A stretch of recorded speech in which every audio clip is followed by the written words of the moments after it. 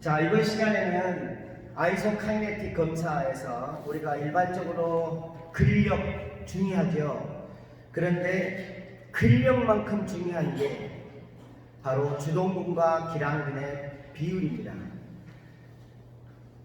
주동근은 강한데 기랑근이 약하면 그러면 결국에 관절에 손상, 무리가 옵니다.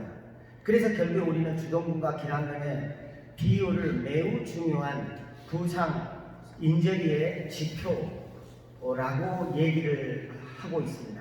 그래서 이거는 이제 2003년도에 한국체육학회지에 게재된 논문을 우리가 리뷰를 한번 해봄으로써 근력 검사 중요하지만 그보다 더 중요한 건 우리가 바로 좌우측의 레이시오와 주동근 기랑근의 레이시오, 그 다음에 이제 우리가 컨센트릭과 이센트릭을 어떻게 우리가 이 부상 위험률에 적용시킬 것이냐와 관련된 논문입니다. 이 논문은 체육학회지 2003년 제42권 6호에 713에서 719페이지에 언급된 논문이고, 제목은 축구선수의 슬관절 등속성 근력에 대한 전통적 불신근 비율과 기능적 불신근 비율에 관한 연구가 되겠습니다. 연구자는 김용건, 저고요. 당시 서울대학교 박사 과정에 있을 때 내가 논문을 쓴 겁니다. 자, 앱스트랙은 지금 이제 국내 논문은 국문으로 표기를 하기 때문에 앱스트랙은 외국에서도 확인할 수 있도록 영문으로 작성을 하게 되어 있습니다. 요즘에 이제 영문으로 논문을 많이 국문에서도 한국에서도 내죠. 그래서 이제 그런 경우에는 초록을 국문으로 내는 경우도 있습니다. 본문이 다 영어고요. 앱스트랙을 국문으로 낸다, 이런 논문도 있고, 모든 것을 다 영문으로 하는 경우도 있고, 그 다음에 국내 논문의 경우에는 앱스트랙은 영문으로, 본론은 국문으로 이렇게 하는 경우도 있어요. 그래야 이제 이게 외국에서 외국 저자가 이 논문을 보고 싶다 그러면 앱스트랙을 보면 될 거 아닙니까? 근데 내 본론을 보겠다 그러면 그 사람이 한국말을 공부해야죠. 아니면 한국어 번역기를 돌리든가 이렇게 해야죠. 자, 그래서 이제 이 앱스트랙입니다. 앱스트랙은 통과하고 가져가죠. 자, 여기에서 이제 보시면 키워드는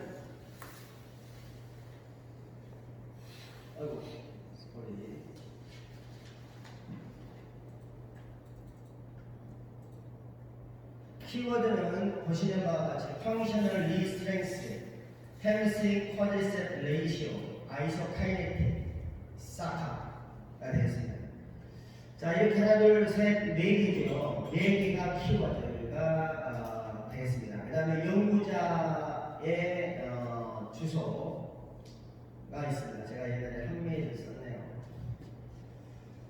자, 그러면 이제 서론입니다. 서론을 보시면,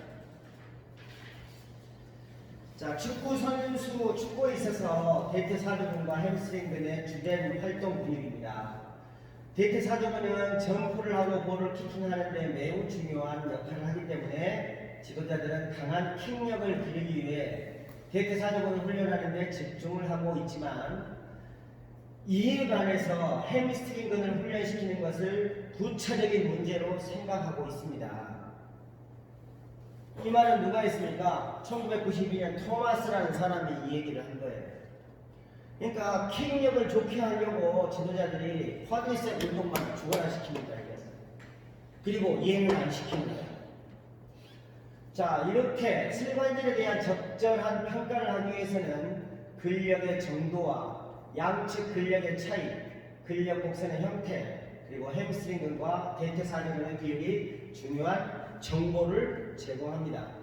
슬관절의 햄스트링근과 사두근의 정상적인 비율은 50에서 70%로 보고되고 있습니다. 이게 무슨 말이냐? 대퇴사두근의 근력하고요, 햄스트링의 근력은 50에서 70이에요. 무슨 말이냐? 쿼드리셉이 100이라는 힘을 가지고 있으면 햄스트링은 50에서 70의 근력을 가지고 있어야 된다는 거예요. 그래야 주동근과 기량근의 정상적인 비율입니다. 그런데 만약에 얘가 100인데 쿼드립셉이 100인데 햄스트링이 40입니다. 그러면 무릎 관절을 잡아주지 못하기 때문에 안정성이 떨어지기 때문에 무릎에 부상이 발생할 수 있다는 거예요. 그래서 쯔비 드비어라고 하는 사람이 아이소카이네틱을 만든 장군입니다. 그래서 이 사람이 연구에 의하면 이게 정상범위다라는 거예요. 50% 미만일 경우는 햄스트링이 약하기 때문에 전방 십자인대 손상이 야기될 수 있으며 70%를 초과하는 경우에는 대퇴사두근이 약하기 때문에 슬내장 병변을 동반하는 것으로 보고되고 있습니다. 쿼드리셉은 안 좋은데 얘가 너무 좋아. 그렇다는 것은 얘가 너무 나쁘면 어떻게 돼? 슬내장증, 슬내장증이라고 하는 것은 무릎 관절 안에서 다양한 병변이 발생할 수 있다라는 그런 얘기예요. 그래서 축구의 키킹은 대퇴사두근이 구심성 수축을 해야 하며 축구의 자 생각을 해보세요. 축구의 키킹은 대퇴사두근은 구심성 수축을 해야 하고 햄스트링은 킥했습니다. 얘는 늘어나면서 잡아줘야 해요. 그래서 이센트릭 즉 편심성 수축을 해야 합니다. 지금 여기 모가니 아가드라는 사람들이 이미 얘기를 한 거예요. 특히 키킹 후 팔로우 스윙 시에는 햄스트링 근이 편심성 수축을 하면서 근육의 손상이 발생할 수 있으며 스윙할 때의 힘은 대퇴사두근의 구심성 수축력과 햄스트링 근의 편심성 수축의 조합이라고 할 수 있습니다. 단순하게 이 근육이 좋아서만 킥을 할 수 있는 게 아니고 킥을 할 때 모든 거는 팔로우 드로우를 해야 되는데 여기에 컨센트릭 힘과 여기에 이센트릭 힘의 합이 이 사람의 근력이다 이겁니다. 그러나 우리는 이렇게 안 하죠. 대부분 편의성을 위해서 요거 근력만 좋으면 좋다. 너 최고다. 이게 잘못됐다 이거예요. 자, 그래서 그 말을 할 수 있다. 그러나 지금까지 주동근과 기량근의 비율을 평가할 때 모두 구심성 수축의 비율을 가지고 평가를 해왔습니다. 편심성 보지 않고요. 구심성만 가지고 근력 좋다 나쁘다 요거만 가지고 얘기를 해왔다 이거죠. 그래서 국내에서는 축구 선수를 대상으로 한 이 전통적 불신근의 비율에 대한 연구가 없었어요. 지금 무슨 말이냐? 구심성만 봤어요. 구심성 검사, 쿼드리셉의 구심성, 햄스트링의 구심성 근력만 보고 몇 퍼센트다 라고 얘기하는 것이 맞냐 이거야. 어찌 보면 그래서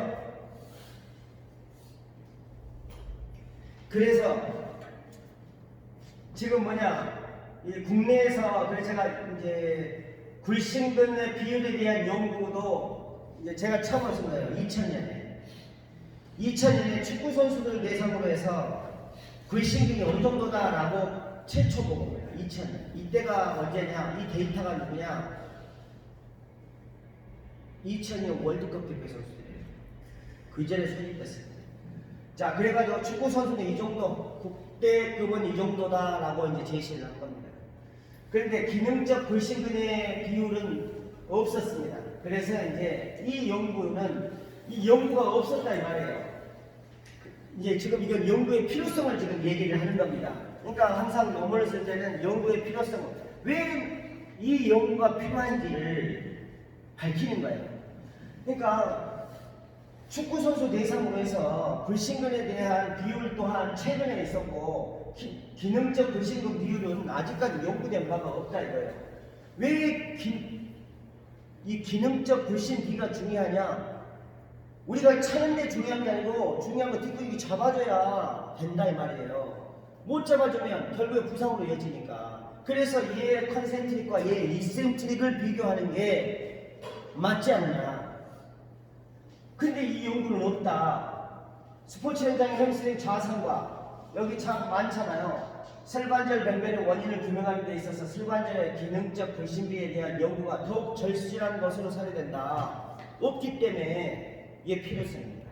그래서 이 연구의 목적은 국내 프로축구 선수를 대상으로 등속성 슬관절 골신근의 평가에 있어서 정통적인 골신근의 비율과 기능적 골신근의 비율에 대한 어떠한 차이가 있는지를 규명하고 정상적인 기능적 골신근의 비율을 제시하겠다 이 말이에요. 이게 바로 이제 이 연구의 목적입니다. 자, 그래서 연구 대상은 어떻게 했느냐? 보시다시피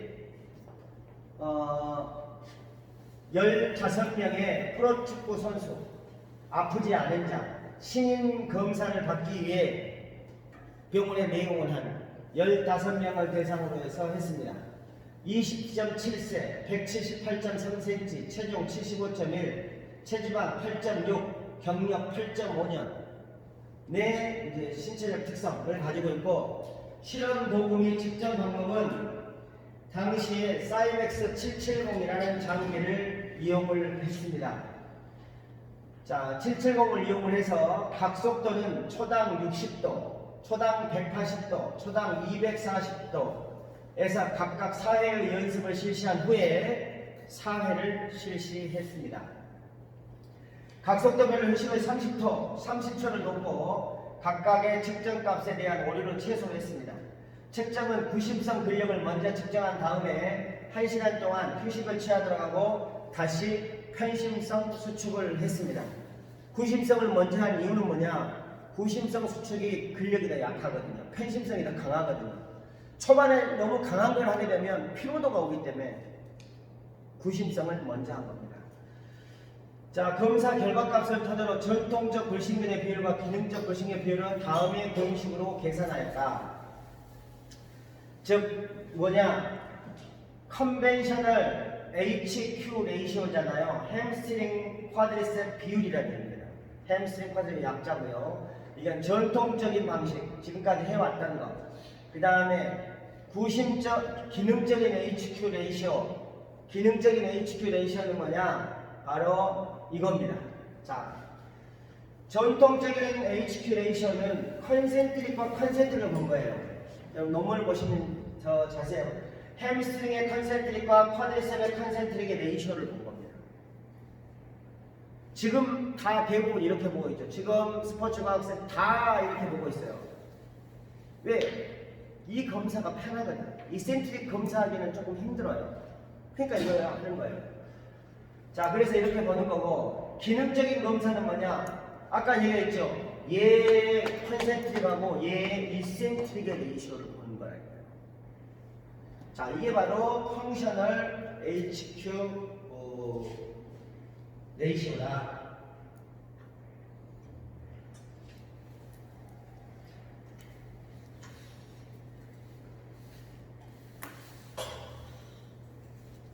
자, 그랬더니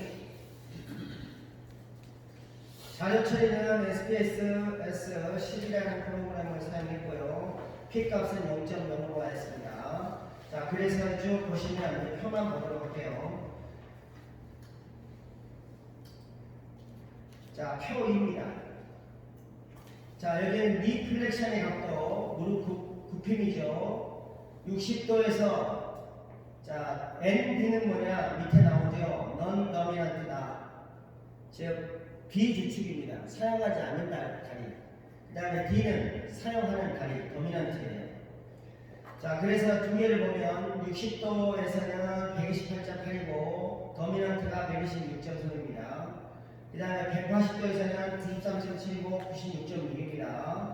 240도에서는 81.6이고 84.8입니다. 각 어떤 걸 느껴지십니까? 그래서 통계적으로 유의한 차이는 없지만 가만히 보면 더미넌트하고 넌 더미넌트하고 축구 선수에 있어서 당연히 주축이 더 강하지 않겠어요? 그렇잖아요.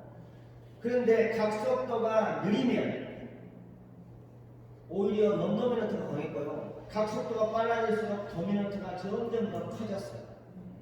두 개의 차가 더 크다 이거죠. 여기 차는 2.5 마이너스 2.5였고 여기는 3.1 여기는 3.2 차가 즉 각속도가 빨라질수록 역시 도미넌트가 강함을 나타내죠. 강함을. 자, 니 익스텐션 니 익스텐션 플렉션을 이랬고 니 익스텐션 60에서 이렇게 80, 180에서 이렇게 240에 이렇게 익스텐션은 모든 쪽이 다 주축이 다 강했네. 어떤 각속도든. 그 다음에 그 아래 표3은 체중 낭입니다. 아까 말씀드렸죠. 최대 회전력을 체중으로 나눈 값이에요. 체중으로 나눈 값. 그래서 보게 되면 여기서는 차가 역시 많이 나요. 니 플렉션에서는 완전히 역전이 좀 많이 되죠. 각속도가 빨라질수록 다미넌트가 커졌다 이거죠. 자, 여기 니 익스텐션 역시 같았고 라는 얘기고요. 자, 여기서 보시게 되면 이렇습니다. 지금 컨센트릭과 이센트릭을 보면 여러분이 표를 어디서 보신 적이 있을 수도 있어요. 이 생리학책에 사실 나오는 것 중에 하나인데 아이소메트릭과 아이소토닉 또는 이센트릭, 그러니까 컨센트릭과 이센트릭 차이입니다. 우리가 책에서는 이렇게 생리학책에서 이렇게 나오죠. 이렇게 나와요. 즉 이게 뭐냐? 이게 등 척성이에요. 등 척성이 이 정도 힘을 내고 이게 우심성이에요. 우심성. 이게 평심성입니다. 즉 근육의 수축은 길이가 늘어나면서 발휘하는 힘이 훨씬 토크 값이 크다 이거예요. 구심성 짧아지면서 하는 값은 낮아요. 등 척성이 가운데. 지금 이제 여러분 이 그래프는 지금 오른쪽과 왼쪽이 바뀌었을 뿐 똑같은 얘기입니다. 즉 오른쪽이 컨센트릭이잖아요. 컨센트릭에서 이센트릭 갈수록 점점 더 파워가 커져요. 그런데 여기에서 뭐를 알 수 있느냐? 컨센트릭은요 각속도가 느리면 근력이 세지고요 각속도가 빨라지면 근력이 약해집니다. 즉 아까 이 표에서 보셨듯이 각속도가 느리잖아요. 60으로. 각속도가 낮으면 128이었어요. 각속도가 빠른 240은 81.6입니다. 그러니까 각속도가 빠르면 그만큼 파워 값이 낮아져요. 플렉션도 마찬가지, 익스텐션도 마찬가지입니다. 이센트릭은 반대예요. 이센트릭은 각속도가 커질수록 여기 보세요. 각속도 여기서 보세요. 아까 여기서 확 이렇게 떨어지지만 60하고 240이잖아요. 60하고 240 보게 되면 여기 60 여기일 때 이렇게 갑니다. 이게 지금 더미넌트와 넌 더미넌트의 차이인데 여기서의 이게 더 올라갈 것이라고 판단을 하는데 올라가진 않아요. 실제적으로. 왜? 이유가 있습니다. 이것도 논문에 나온 얘기인데 이센트릭에서는 편심성에서는 각속도가 빨라지면 사실은 더 값이 커져야 해요. 그런데 실제적으로 검사를 해보면 커지지가 않습니다. 그 이유가 뭐라고 하느냐? 부상을 당하는 거예요. 각속도가 확 빨리 가요. 그걸 내가 버팁니다. 내가 버틸 수 있겠어요? 못 버텨요. 근육이 파열돼요. 그래서 내가 그냥 따라가 버려요. 왜? 부상 위험이 있기 때문에 그렇다라고 논문에 나옵니다. 그러니까 여기에서도 보시면 원래는 여기서 더 나갈 수 있는데 못 나가는 이유, 그 항정 상태를 그리잖아요. 그 상태를 유지를 하잖아요. 그 이유를 바로 부상의 위험 때문에 그렇다라고 얘기합니다. 그러나 구심성은 다르죠. 각속도가 60일 경우하고 240일 경우 확연히 달라요. 값이 뚝 떨어져요. 그렇다는 걸 알 수가 있습니다. 자, 그 다음에 자 여기서 보시게 되면 아까 이제 나왔던 거 똑같은 거 통과해야 되네요. 자, 그 다음에 이제 레이시오입니다. 우리가 지금 알고 싶은 건 단순하게 근력을 알고 싶은 건 아니었잖아요. 근데 이제 방금 전 우리가 표에서 보듯이 지금 여기에서 보시면 요 표에서 보듯이 왜 이걸 언급했느냐? 구심성과 편심성은 값이 다르다. 구심성은 각속도가 빠를수록 값이 낮아지고 편심성은 각속도에 따라서 큰 차이가 없다. 그리고 이센트릭이 컨센트릭보다 훨씬 값이 크다라는 것을 보여주고 싶었던 겁니다. 그러니까 근육은 구심성 수축보다 편심성 수축이 훨씬 더 세. 내가 상대하고 할 때 내가 자꾸 아래 들고 이런 훈련을 하는 것보다 버티면서 하는 훈련이 이센트릭이라고 아까 말씀드렸잖아요. 이런 훈련을 하는 것이 훨씬 더 힘들어요. 그냥 당기는 게 힘들지 않아요. 왜? 그만큼 파워를 더 많이 발휘하니까 이센트릭이. 그래서 이걸 보이고 싶었던 거고, 지금 그러나 우리가 연구하고자 하는 목적은 뭐였습니까? 지금 이것이 그것이 아니고 이거였어요. 지금 뭡니까? 햄스트링, 전통적인 햄스트링 쿼드리셉 레이시오하고 기능적인 것과 어떤 차가 있느냐, 이거를 지금 우리가 알고 싶은 거잖아요. 자, 여기서 보시게 되면 이게 지금 값으로 보면 50 비율이 60도일 때 58.3이 도미넌트한 거죠. 54.7이었어요. 180도일 때 60.9였습니다. 240일 때 61.7이었어요. 대체로 퍼센트가 50에서 70 사이가 아까 정상이라고 얘기를 했잖아요. 그죠? 자, 그랬더니 역시 다 세 개의 각속도가 다 50에서 70 사이 다 들어와 있네요. 자, 이센트릭 다 들어와 있네요. 문제는 지금 우리가 알고 싶은 건 뭡니까? 자, 기능적인 걸 봐야 돼요. 기능적인 걸 봤더니 어떻게 되느냐? 바로 이 47.7%고 각속도가 빨라질수록 값이 더 떨어져요. 익스텐션은 77.9고 180은 101.5고 240은 115.4예요. 115.4가 무슨 말이냐? 그러면 이제 이런 얘기입니다. 115.4라고 하는 거는 익스텐션이잖아요. 무릎에 있는 익스텐션은 뭐예요? 플렉션, 익스텐션이에요. 다리를 찼을 때 비율이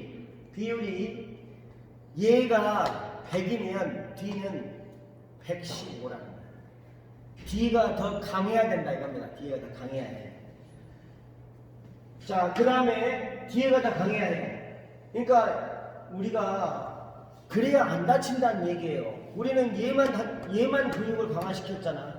얘만 강화시키면 안 되고 그러니까 얘만 자꾸 훈련하니까 축구 선수들이 자꾸 햄스트링 스트레인이 온다 이거예요. 얘를 뭘 해야 하냐? 얘가 더 얘보다 중요한데 자꾸 우리는 트레이닝을 앞쪽 근육만 냅다 시키고 있다는 거예요. 무릎 수술하고 나서 맨날 앞쪽 근육만 시켜.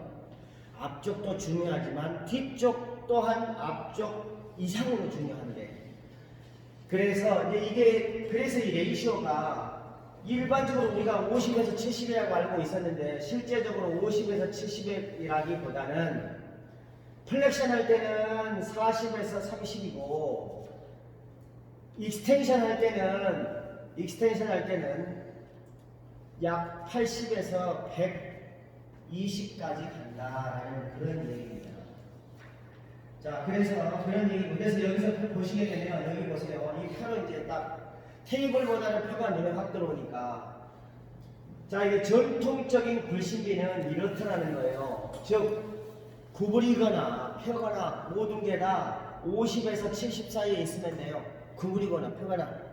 그런데 기능적 굴신 비율을 보면 플렉션 할 때는 이렇게 낮지만 익스텐션 할 때는 훨씬 더 레이시오 값이 커지더라 라는 그런 얘기를 하는 겁니다. 그래서 우리가 검사를 할 때 얘는 컨센트릭으로 하지만 얘는 이센트릭으로 검사를 해서 두 개의 레이시오가 과연 각속도 예를 들어서 240, 180을 240에서 했다라고 한다면 얘가 1.15배는 돼야 한다 이 말이에요. 이 값이. 그런데 얘 차는 거는 좋은데 얘가 약해. 이센트릭은 못 버텨. 컨센트릭은 좋아. 왜? 훈련할 때 평소에 레그커는 죽어라 했거든. 그러니까 컨센트릭은 좋아. 그런데 버티는 이센트릭이 나빠. 그래서 검사를 해봤더니 이놈은 왜 다치는가 봤더니 얘는 좋은데 얘도 컨센트릭 좋아. 근데 이센트릭이 약해. 컨센트릭이 좋은 사람은 주로 머슬이 벌크해요. 커. 막 있다만 해. 이거는 컨센트릭에 익숙해져 있는 거예요. 이센트릭은 매끈합니다. 근육이 벌크하지 않아요. 근육이 볼록 튀어나온 근육은 그거는 컨센트릭 힘은 쓸 수 있지만 이센트릭은 못 버텨요. 제 전단지 굉장히 크잖아요. 보여주세요. 안 보여주네요. 자, 상상하세요. 자, 이게 굉장히 커요. 그래서 뭐는 좋아요? 점프력은 좋아요. 그런데 뭐가 안 좋아요? 지구력이 떨어지고 장시간을 못 써요. 이센트 왜? 점프하고 착지할 때가 다 이센트릭이잖아요. 그러니까 이센트릭은 약한 거예요. 점프는 60cm 되죠. 높이는 잘 뛰어요. 근데 계속 뛰면 이센트릭이 약하니까 피로도가 빨리. 그래서 결국에는 그러니까 결국에 우리가 결론은 뭐냐? 결국에는 이센트릭 훈련이 해서 앞근육의 부심성과 뒷근육의 편심성의 레이시오를 봐야 한다. 그래야 우리가 부상으로부터 내 몸을 보호할 수 있다라는 그런 얘기입니다. 그래서 여기에서 이제 자 전통적 두 개를 이제 비교를 합니다. 자 컨벤셔널과 펑셔널 레이시오 두 개를 비교하면 두 개의 레이시오가 다 유의하게 차이가 있더라고요. 그러니까 그만큼 컨벤셔널과 펑셔널은 레이시오 차가 너무 많이 나요. 너무 많이 나는데 우리가 이것만 가지고 얘기를 논할 게 아니고 결국에 기능적인 HQ 레이시오를 봐야 한다. 둘 차는 너무 크다. 통계적으로 유의할 차가 있다라는 그런 얘기를 하고 있습니다. 그래서 결론적으로 이 논문에 그럼 이제 결론. 방금 제가 말씀드렸죠. 본 연구는 축구 선수를 대상으로 전통적 불신근의 비율과 기능적 불신근의 비율이 어떠한 차이가 있는가를 규명하는 데 있으며 프로축구 선수 15명을 대상으로 슬관절의 부심성 수축력과 편심성 수축력을 평가했습니다. 슬관절 등속성 근력은 각속도 60, 180, 240 실시했고 검사 변이는 최대 회전력과 체중당 최대 정력 그리고 전통적인 HQB 그 다음에 기능적인 HQB를 로 하였습니다. 축구 선수들의 경우에 각속도 60도퍼세크에서 체중당 무릎 신근력이 300%인 것으로 나타났습니다. 이것 또한 굉장히 좋은 지표예요. 이게 무슨 말이냐? 제가 몸무게가 70kg입니다. 제가 축구 선수예요. 그러면 이 근육은 얼마냐? 3배라 이겁니다. 즉 210 뉴턴미터. 그러니까 피트 파운드는 2.2를 곱해야 되니까 뉴턴미터예요. 우리는 킬로그램을 쓰니까. 그러니까 이 내 몸무게 곱하기 3배의 힘을 가지고 있더라 이겁니다. 축구 선수들이. 즉 300%라 이거예요. 체중이 100%라고 봤을 때. 각속도가 증가할수록 조금씩 낮아지는 것으로 나타났다. 또한 전통적인 구심성 불신비의 경우 약